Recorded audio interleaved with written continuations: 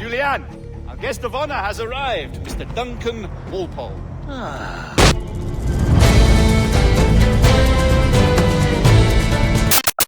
Greetings everyone, this is Cryptic Inceptor.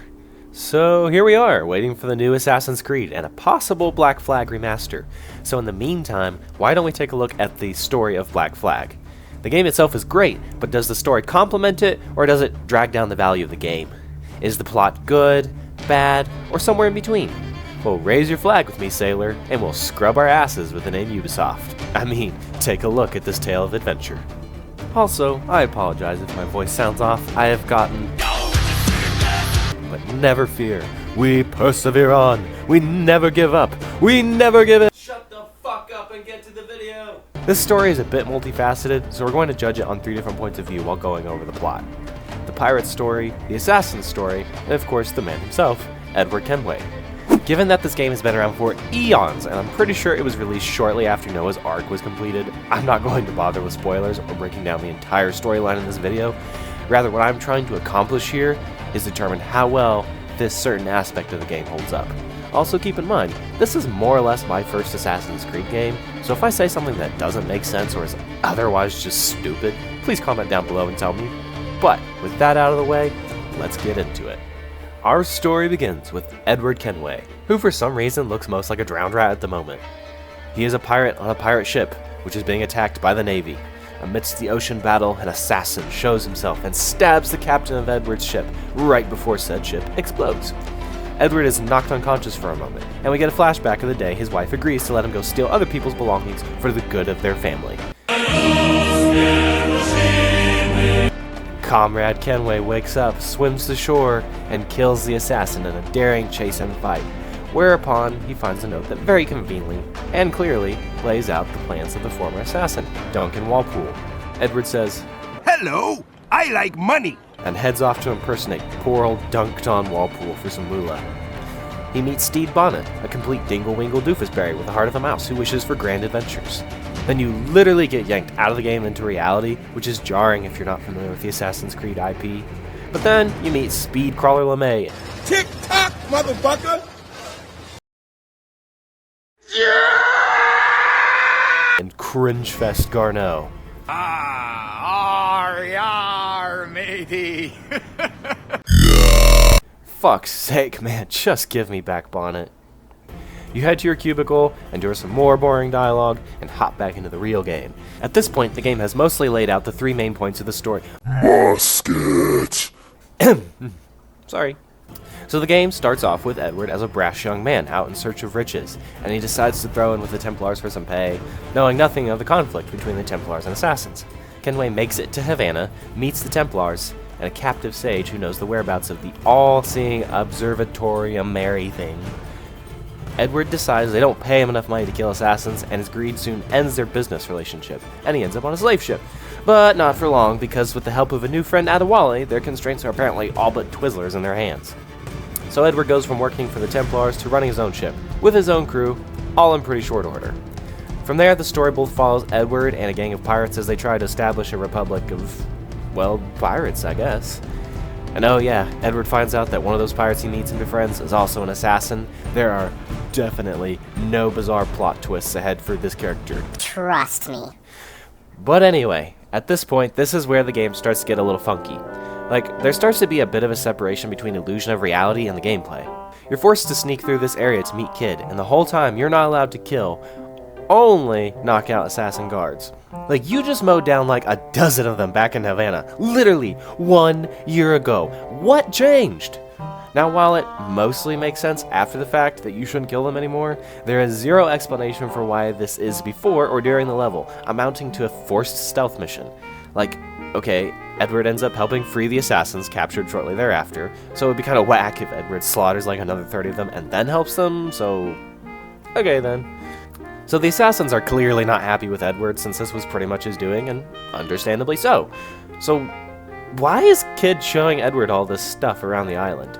He pretty much goes, yeah, you know nothing about the Assassin's Creed, and you're just kind of a reckless bastard who runs around looking for money, but looky here, this is an ancient door you could open. And yeah, you're not welcome here, sorry. Master's orders. Which means we'll just tolerate you while you're here. It gets weirder though. Kenway tracks down the sage and figures out that he's in possession of a slaver. Funny to find out though, Kid is there and he means to kill the slaver. Well, that would make it kind of difficult to find the sage, now wouldn't it? So Kenway prevents Kid from killing the slaver, and Kid understandably gets mad. Or it would be understandable if Kid didn't imply that the assassins were also after the sage. So why not kill two birds with one stone, Kid? I'm confused here. But it gets better. After Kenway stops Kid from killing the slaver, Kid demands that Kenway help with the assassination and then storms off. And then, next scene, Kid has presumably cooled down and discusses how to best go about the hit. And his solution? Psych! Kid is a woman. In fact, a pirate that was actually known in history. Wow! What the fuck? Now, I understand that this game was trying to incorporate real-life characters into the story, and Mary is a real character who existed. But you cannot just shoehorn not only the assassins, but also a sudden gender swap into one character that we have barely spent any time with on screen, and expect us as the players to be appropriately wowed by this shocking reveal. There's also the problem that Mary's little magic trick is not once explained at all. She cuts her finger, swipes the blood on her lips, and voila, real life lady. The wiki says that literally she just rubs blood on her lips to look more feminine or some shit, but I think that's what you'd call in the world of logic a hard sell. And best of all, Edward's response to all this? Your name's not James, is it?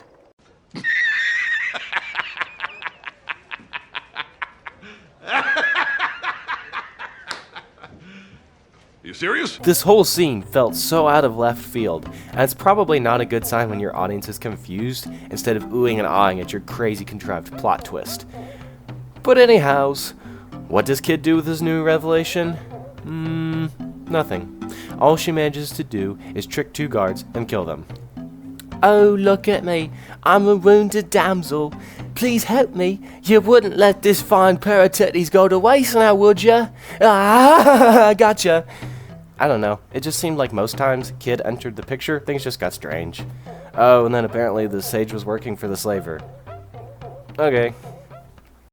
Moving on, Edward continues his journey as a pirate, chasing the sage and contributing to the Republic of Pirates, which is Nassau. And really where things start to shift is when conflict arises between the leaders of Nassau. Thatch/Blackbeard wants to preserve the Republic, and do it by force and thunder.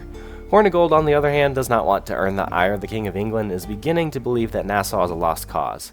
Most of the assorting cast of characters at Nassau fall under one side or the other. Now, one of the big shifts and plot twists I did not see coming is when Hornigold betrays Nassau and lets England seize control of it. I was just as confused as Edward when Woodes Rogers strode into town with Hornigold and offered all the pirates amnesty or death. You can feel that times are changing as Thatch decides to hang up his cutlass. The death shortly thereafter of Thatch is emotional, and while it could be better, I did find myself empathizing with the moment. So, Thatch dies, and Edward and Vane team up to go find the sage. But oh shit, that little bastard Calico Jack decides to steal the ship and crew. Damn it, Vane! Oh, Charles, what a surly devil you are. Don't fuck with me, Jack. Oh, but it's my mandate to fuck with you, Charles. And leave Edward and Vane marooned. Which, again, good plot twist. I didn't see this coming, and it's a sharp reality check to find yourself alone on an island with almost all of your gear gone. The one thing being left is your hidden blades. I feel like this not only makes you appreciate those blades more, but it subtly reinforces the notion that the hidden blades are an extension of the assassin. Which, Edward isn't exactly an assassin, but I feel like it works. Now remember the part where I said that Calico Jack's betrayal was a good plot twist? It is! Edward is suddenly betrayed with no warning, and this is a real low point for both you and him in the story. Thatch has died, Nassau is a lost cause, and as Edward sets out to find the observatory, he is hit the hardest with not only the loss of his gear and quartermaster, but his ship. And you as the player feel as though you're starting from zero again, on this middle of nowhere island. Very nicely done. And then there's Vane. The man is never a big part of the story, but he always kind of comes off as one of the no-goods or inferiors compared to the likes of Thatch. But then as Nassau is being overrun and Thatch falls, it seems as though Vane steps up and starts to make something of himself and help Edward on his quests.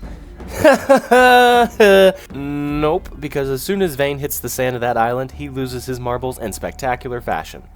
Oh, come now, dear Inceptor of Crypticality, you might say. It can't be that bad, can it? Now stay back and let me live in peace.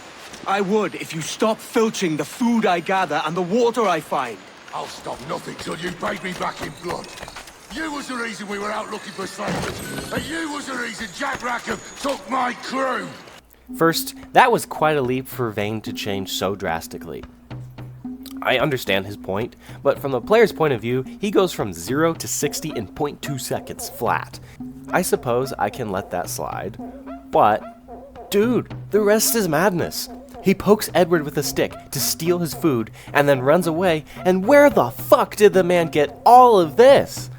Like, brother, you have a damn arsenal at your disposal from literally nowhere, and you use that to shoot at Edward? What? And then you, as the player, kill him, have their last interaction, and fade to the next scene. And to top it all off, none of this ends up mattering.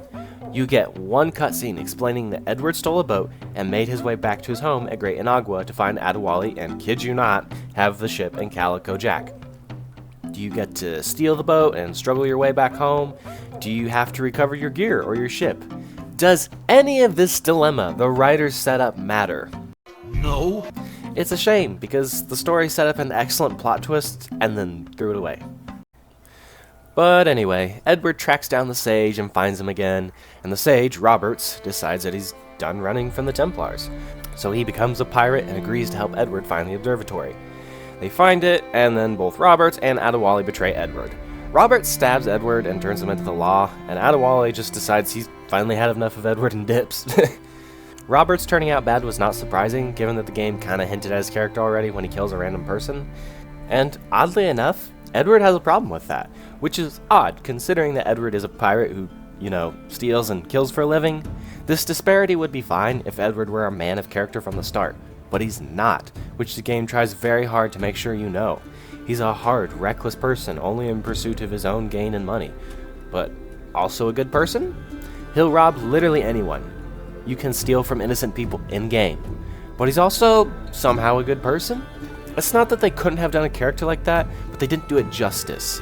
He's described as good at heart, but it feels like more often than not his good and bad traits are randomly going to show themselves instead of a solid progression of a flawed man into a better one.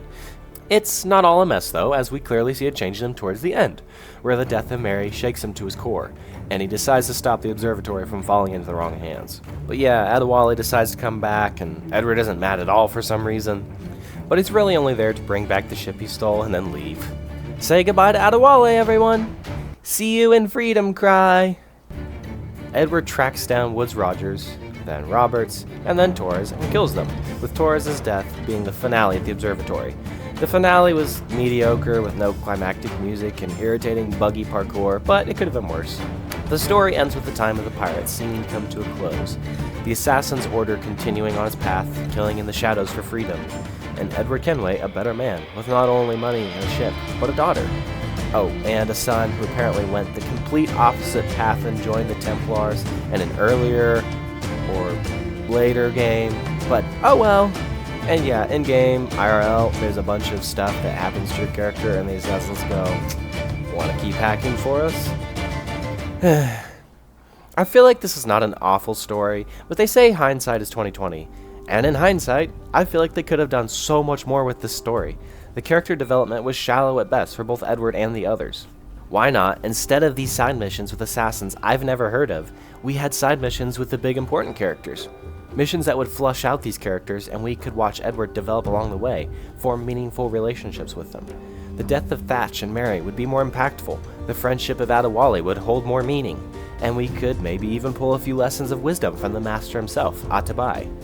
A few side criticisms: the in-story explanation of Eagle Vision felt completely forced and out of left field. Yuck. The assassination dialogue with El Tiburon was also just completely fabricated. Well, mate, for all our conflict, and by all our conflict, I mean that one time you punched me in the face, you've made me into a pretty cool badass, so thanks and good luck to you on the other side. L in the chat for Tibby. Yeah, you heard me right. There was literally next to zero interaction between the two characters. Also, why are Anne and Mary carrying literal weapons at their own damn trial? Slight oversight on the Ubisoft team. This bit during the trial does always give me a chuckle though, so props to them there. We're pregnant! Do you all hear that? What the devil did she say? They plead their bellies, my lord. Aye, you can't hang a woman quick with child, can ye? Quiet! Quiet! If what you claim is true, then your executions will be stayed, but only until your terms are up! Then I'll be up the duck the next time you come knocking. Wish I could plead my belly when it came time to get off lunch break. So, boss, that Big Mac just hit me good, man, and I think I just need to plead my poor old belly on this one, so, I'ma head on home, okay? All in all, I'm just going to have to say the story was serviceable. It forwarded the plot of the Assassins, helped set up the plot for Assassin's Creed 3, told a simple but generally enjoyable tale of pirates, and didn't really do anything beyond that. Nothing spectacular, but it did the job. The story didn't really change my mind on the game as a whole, and I still very much enjoyed it. I'll have to come back to it someday after I've played a few more Assassin's Creed games, and see if my mind has changed on anything. Here we are at the end of the video, and if you stuck around until the end, then let me just honestly and sincerely thank you. You really don't know how much that means to me. I'm planning on doing another Assassin's Creed video in the near future, so if you have a specific title you'd like to see, leave me a comment down below, Assassin's Creed or otherwise. I'm always open to suggestions. Also, these videos take a lot of time and work, and since I'm short on time and shitting work out of my ears, a like or a sub would be awesome. That's gonna be all, folks, so until next time.